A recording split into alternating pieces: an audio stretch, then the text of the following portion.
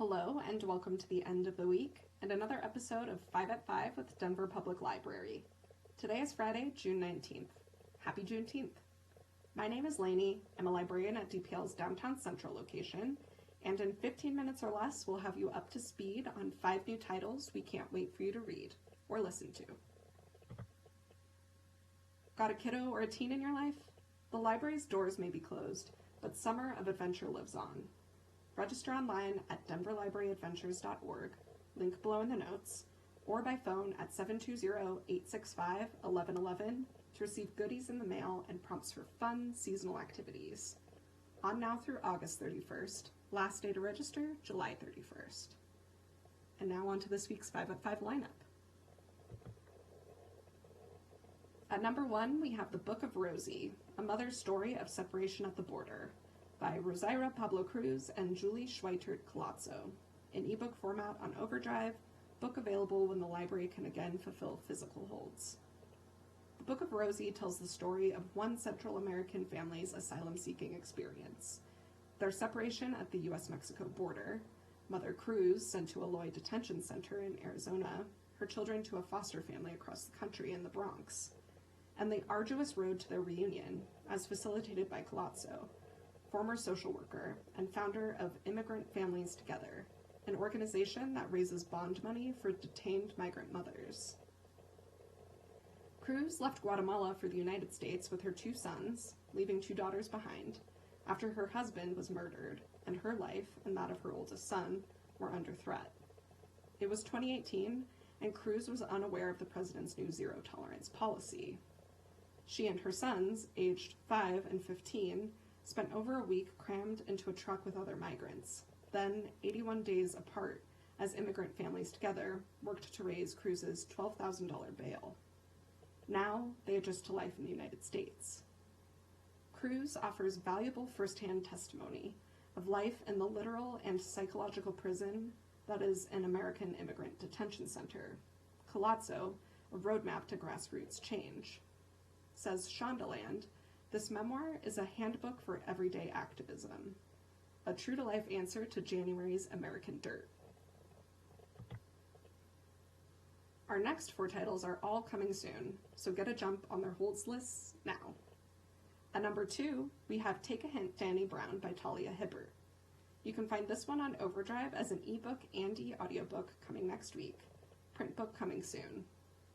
This is the second Brown Sisters rom-com, after last year's Get a Life Chloe Brown, starring, you guessed it, Chloe's PhD student sister, Danica Brown. Having enough coursework on her hands to keep her more than busy, Danica is interested in a relationship only if it can remain a no-strings-attached situationship.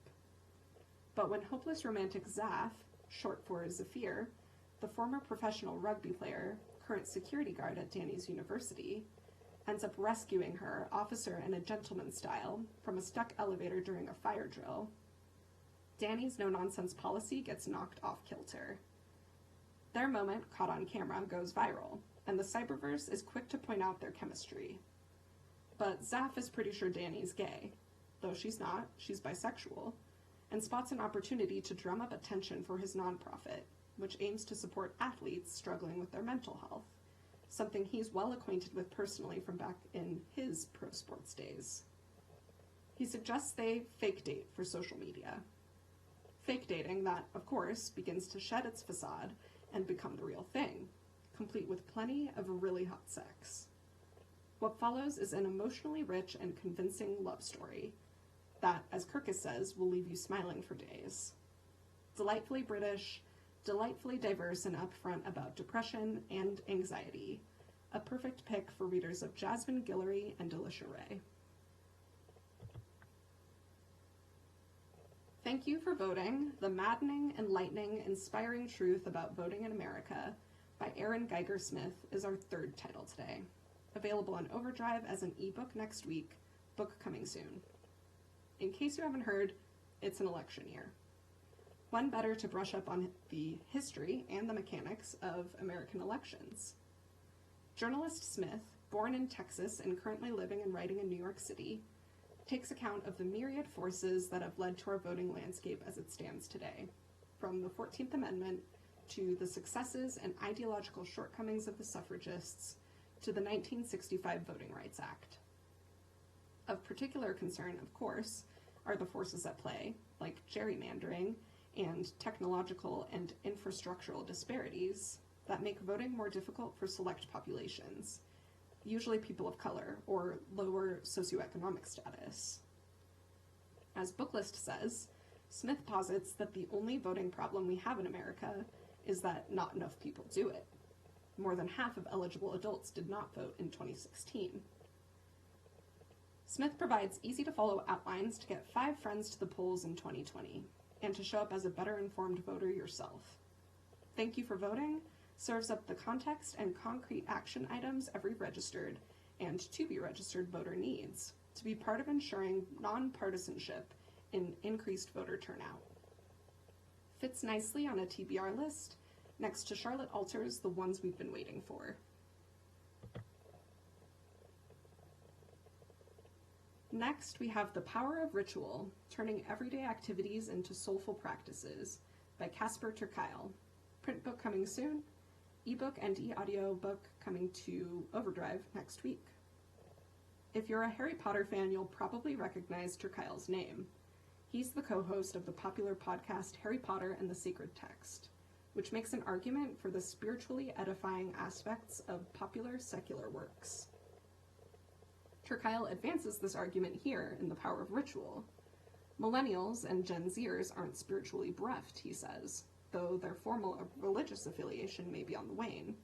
Rather, young people seek out the benefits of traditional religious practices like prayer, pilgrimage, and meditation in buzzy new ways. Gratitude journals, tech breaks, CrossFit, and SoulCycle. A fellow at Harvard Divinity School, where he's training as a minister for non-religious people, Turkile invites readers to situate other daily activities, anything from walking the dog to snuggling with a loved one, in this same space. If we can bring the same awareness to these practices that we do to our more intentional practices, they can take on the same significance and offer us the same rootedness and peace. A grounding next read for anyone feeling out to sea during the pandemic, for readers of Jenny Odell's How to Do Nothing and Sasha Sagan's For Small Creatures Such as We. At number 5 this week, Self-Care, a novel by Leigh Stein. We have the print book coming soon, ebook format coming the week after next to Overdrive. Speaking of gratitude journals and SoulCycle, enter Ritual, spelled R-I-C-H-U-A-L, a lifestyle brand with strong Gwyneth Paltrow Goop vibes, and all the problematic business practices that Goop calls to mind. Ritual's mission? To catalyze women to be global changemakers through the simple act of self-care. And yet, the company itself offers no paid maternity leave, and capitalizes on the blatant commodification of feminist and social justice movements. Think Believe Victims branded beach towels. Co-founders Devin and Marin strike an imbalanced balance in Ritual's running, with Devin acting as its well-serumed face, and Marin its well-intentioned brains.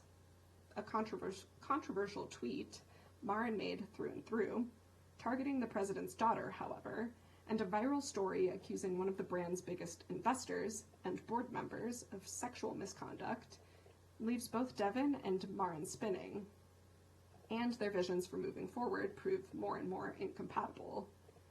An Instagram-era social satire and takedown of white privilege in the wellness industry for those who enjoyed Dori Shafrir's Startup and Kylie Reid's Such a Fun Age. Plus, in case you missed it, check out Jubilee, Recipes from 2 Centuries of African American Cooking by Toni TIPTON-MARTIN. Available on Overdrive in ebook format, print book available when the library can again fulfill physical holds. Released at the end of last year, this one's back in the spotlight after winning the prestigious James Beard Award for Best American Cookbook. TIPTON-MARTIN roots contemporary recipes in the history of 200 years of African American cooking, acknowledging the cooks, chefs, caterers, and food experts behind the rich and varied multinational cuisine. So much valuable context for so much delicious food. Says TIPTON-MARTIN, As I knelt on the cool hardwood floor in my home office, surrounded by books that span nearly 200 years of Black cooking, I realized my ancestors had left us a very special gift, a gift of freedom, culinary freedom. Follow the link below in the notes for a conversation between TIPTON-MARTIN and Veronica Chambers, author of Between Harlem and Heaven, and another two-time James Beard Award winner. A toast to Black joy and Juneteenth, as brought to you by the New York Times. And that's it for this week. Thanks for tuning in to Denver Public Library's Friday 5 at 5. Check out or place a hold on these titles and a whole lot more right now at denverlibrary.org/downloads. Link below. And be sure to tune in next week for a whole new batch of recommended reads.